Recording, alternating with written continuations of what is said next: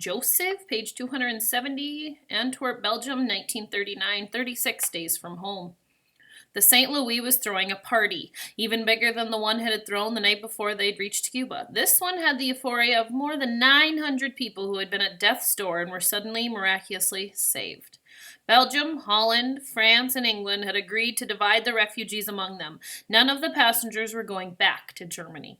Joseph's mother wasn't alone on the dance floor anymore. She was joined by dozens of couples, all dancing with giddy abandon. Joseph had even taken a turn around the floor with her.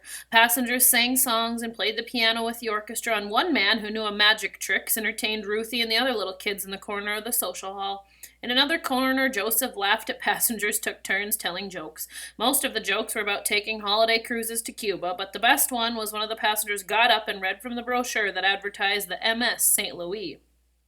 The St. Louis is a ship on which everyone travels securely and lives in comfort, he read. You could barely hear him over the hooting. There is everything one can wish for, the man read, gasping for breath. That makes life on board a pleasure. We'll help you want to travel on the St. Louis again and again. Joseph laughed so hard he cried. If he never saw the MS St. Louis again in his life, he would die happy. The next morning, the ship docked at a pier at Antwerp, Belgium. Negotiations between Captain Schroeder and the four countries still took time, and it was a full day later when, under the grim portrait of Adolf Hitler, Joseph and his family joined the other passengers in a social hall again to find out where they would be going. Representatives from the four countries sat at the long table in front of the hall, arguing over which passengers each would take. Every country wanted only the passengers with the best chances of getting accepted by America, so they could ship the refugees back out as quickly as possible. Joseph hoped they would get England because it was the farthest away from Nazi Germany, safe across the English Channel. But when everything was settled, he and his family were assigned to France. They would be among the third group of disembark, after the Jewish refugees going to Belgium and the Netherlands were divided, but before the last group sailed to Great Britain. The first group left that afternoon. Joseph watched with the most of the other passengers as the refugees going to Belgium disembarked. Joseph didn't want to go to Belgium, but he was jealous nonetheless. Like everybody else, he was ready to get off this ship. Think of it. We traveled tens of thousands of miles on board the St. Louis, one of the men leaving for Belgium told the other passengers as he stepped into the gangplank, only to end up 300 miles from where we started. The line got a laugh, but a sad one. Joseph was all too aware of the long shadow cast by Nazi Germany, and so was everyone else. Still, as long as the Nazis stayed in Germany, they would be all safe, wouldn't they? The next day, 181 passengers disembarked in the city of Rotterdam, even though Holland wouldn't let the St. Louis dock at their pier, just like Havana. The refugees were taken into the town by another ship and escorted by police boats. As they sailed on to France, Joseph wandered the decks. The ship had a strange, empty feeling to it. Half the passengers were gone. The morning they arrived into Boulogne, France, the 288 passengers who were traveling on England gathered on sea deck to say farewell to Joseph and the others who were disembarking. We're due in England tomorrow, he heard one of them say. June 21st. That's exactly 40 days and 40 nights in a boat. Now, where have I heard that story before? Joseph smiled, remembering the story of Noah from the Torah, but he felt less like Noah and more like Moses, wandering in the desert for 40 years before reaching the Promised Land. Was that France, the Promised Land at last? Joseph could only pray it was. He picked up his suitcase in one hand, took Ruthie's hand with his other, and led her and their mother down the ramp into the balloon. You see, Mama said, I told you somebody would think of something. Now, stay close and don't lose your coats.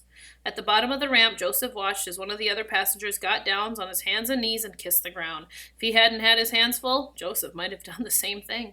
The Secretary General of the French Refugee Assistance Committee officially welcomed them to France, and the porters on the dock moved quickly to carry the passengers' luggage for them, refusing any and all tips offered. Maybe this was the Promised Land, after all. Joseph and his sister spent the night in a hotel in Boulogne, and then they were taken up by train to Le Mans, where they would be put on a cheap lodging house. Days passed and life went on. Joseph's mothers got work doing other people's laundry. Ruthie went to kindergarten at last, and Joseph went to school for the first time in months. But because he couldn't speak French, they put him in the first grade. 13 years old, a man, and they put him in a classroom with 7-year-olds. It was humiliating. Joseph promised himself he would learn to speak French over the summer or die trying. He never got the chance. 2 months later, Germany invaded Poland, touching off a new world war. 8 months after that, Germany invaded France, and Joseph and his mother and his sister were on the run again. Isabel, page 275, off the coast of Florida, 1994. 5 days from home. Isabel's mother cried out, "It's coming! It's coming!" Isabel didn't know if she meant the baby or the Coast Guard ship, or both. "Paddle!" Amara cried. Isabel paddled harder. She could see the shore, could see the beach umbrellas folded up for the night, but still stuck in the sand. Strings of lights, palm trees, more music, a salsa now. It was all so close. But so was the Coast Guard ship. It bore down on them, its red lights flashing, its powerful motor thumbing, water sluicing from its bow. Isabel's heart hammered. It was going to catch them. They weren't going to make it. Leto froze. "It's happening again," he said. "What? What do you mean?" Isabel asked, panting. "When I was a young man, I was a policeman," Leto said, his eyes wild. "There was a ship full of Jews from Europe, and we sent them back. I sent them back." Sent them back to die when they could so easily have been taken them with them. And all it was politics, but they were people, real people. I met them. I knew them by name.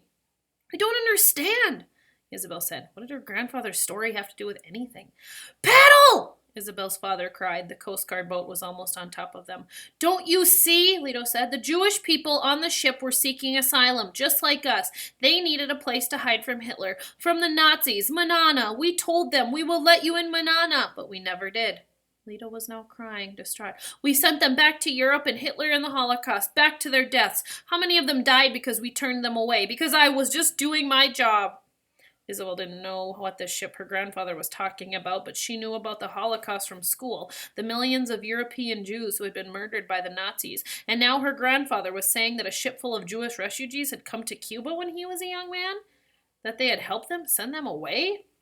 Manana. Suddenly, Isabel understood why her grandfather had been whispering that word over and over again for days. It haunted him. When would the Jews be let into Cuba? Manana. When would their boat reach America? Manana. Manana had never come from Jewish people in the ship, Isabel realized. Would Manana never come for Isabel and her family either? A calm came over Leto as though he'd come to some understanding, some decision. "I see it now, Chabela. All of it. The past, the present, the future. All my life I kept waiting for things to get better, for the bright promise of Manana. But a funny thing happened while I was waiting for the world to change. Chabela, it didn't, because I didn't change it. I'm not going to make the same mistake twice. Take care of your mother and baby and brother for me." "Leto, where are you?" "Don't stop rowing for shore," Isabel's grandpa yelled at everybody. He kissed Isabel on the cheek, surprising her, then stood and jumped in the ocean. "Leto!" Isabel cried. "Leto! Papa!" His mother cried. "What's he doing?" Isabel's grandfather popped back up a few meters away, his head appearing and disappearing into the waves. "Leto!" Isabel cried. "Help!" he cried, waving his arms at the Coast Guard ship while at the same time swimming away from it. "Help me!" he yelled. He jumped in to distract them, Poppy realized. "They'll come for us first," Senor Castillo said. "No, he's in danger of drowning. They have to rescue him," Amara cried. "This is our chance. Row, row!" Tears rolled down Isabel's cheek where her grandfather had just kissed her goodbye. "Leto!" she cried again, reaching for him over the waves. "Don't worry about me, Chabela. If there's one thing I'm good at, it's treading water," Leto yelled back. "Now row! Manana is yours, my beautiful songbird. Go to Miami and be free." Isabel sobbed. She couldn't paddle, couldn't row, couldn't do anything but watch as the Coast Guard ship veered away from their little boat and steered toward her grandfather, went to save him and send him to Guantanamo, back to Cuba. You guys notice that? Her grandpa Leto worked on the same boat that Joseph was riding. Remember, they're about 50 years apart. Quite ironic.